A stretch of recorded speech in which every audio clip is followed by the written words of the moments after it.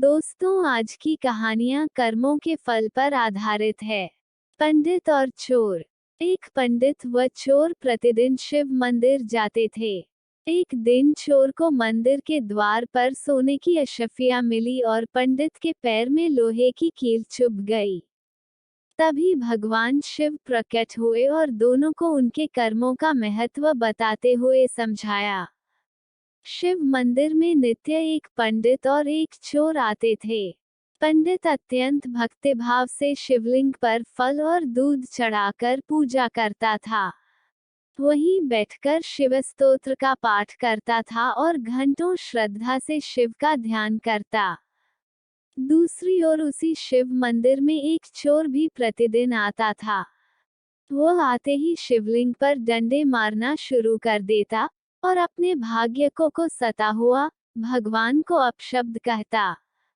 अपनी विपन्नता का सारा दोष वह भगवान शिव पर मढ़ता और उन्हें अन्यायी व पक्षपाती ठहराता।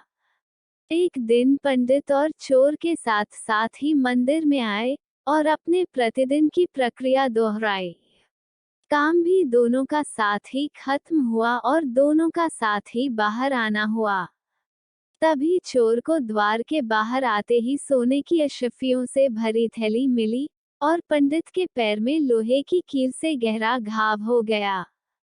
अशफियां मिलने से चोर को अत्यंत प्रसन्नता हुई, लेकिन पैर में गहरा घाव होने के कारण पंडित बड़ा दुखी हुआ और रोने लगा। तभी भगवान शिव वहां प्रकट हुए और पंडित से बोले, पंडित जी, आज के दिन आपके भाग्य में फांसी लगनी लिखी थी, किंतु मेरी पूजा करके अपने सत्कर्म से फांसी को आपने केवल एक गहरा घाव में बदल दिया। इस चोर को आज के दिन राजा बनकर राजसिंहासन पर बैठना था, किंतु इसके कर्मों ने इसे केवल स्वर्ण मुद्रा का ही अधिकारी बनाया। जाओ अपने कर्म करो। वस्तुतः अपना भाग्य निर्माता मनुष्य स्वयं ही होता है। यदि वह अच्छे कर्म करेगा तो सुपरिणाम के रूप में बेहतर भाग्य पाएगा और दुष्कर्मों का फल दुर्भाग्य का पात्र बनाता है।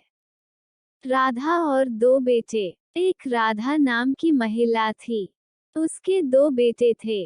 बड़े बेटे का नाम पुनीत और छोटे बेटे का नाम सुमित था।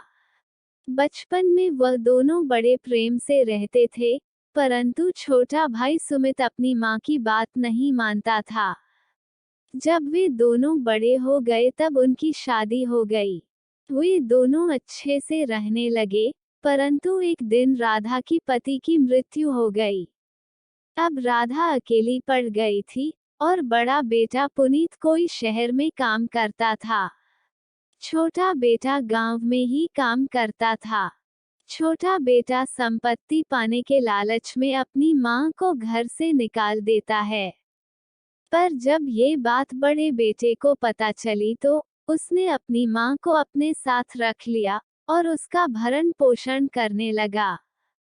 कई साल बीत गए, इसी तरह उसने अपनी मां का ख्याल रखना जारी रखा। सुमित के दो बेटे थे, वह भी अपने पिता के जैसे थे। जब वो बड़े हो गए तब उसने भी संपत्ति के लालच में अपने पिता और मां को घर से निकाल दिया और सारी संपत्ति आपस में बांट ली।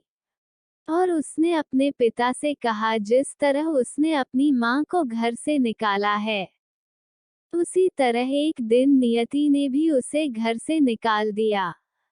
तब सुमित को अपने गलती का पछतावा हुआ। तब तक बहुत देर हो चुकी थी। सीख: हमें अपने माँ पिता का हमेशा सम्मान करना चाहिए, चाहे उनके पास कोई धन हो या ना हो। उनके प्रेम के सामने धन बहुत ही छोटी चीज है। 3. ग्वाला और बनिया। एक गांव में ग्वाला रहता था। वह रोज अपने गांव में एक बनिए को आधा किलो माखन बेचता था। एक दिन बनिया अपने घर गया और उसने सोचा कि आज मक्खन तोल के देखता हूँ, ताकि पता चल जाए कि मुझे सही मात्रा में मक्खन मिलता है या नहीं। उसने वजन किया तो पता चला कि मक्खन आधा किलो से कम था। इस पर बनिए को बहुत गुस्सा आया और वो उस ग्वालों को कोर्ट में ले गया। कोर्ट में जज ने ग्वाले से पूछा, तुम मक्खन को तौलने के लिए क्या इस्तेमाल करते हो? ग्वाले ने जवाब दिया, हुजूर, मैं अनपढ़ हूँ, मेरे पास कोई आधा किलो का बाट भी नहीं है। जज ने पूछा, तो तुम मक्खन को कैसे तौलते हो? ग्वाले ने जवाब दिया, हुजूर, मैं बहुत समय से रोज इस बनिए के दुकान से आधा किलो आटा खरीदता हूँ, और जो भी आटा लाता हूँ, उसके बराबर मक्खन तोलकर इस बनिए को दे देता हूँ। अगर कोई दोषी है, तो वो बनिए खुद हैं, जो मुझे रोज कम आटा तोलता है।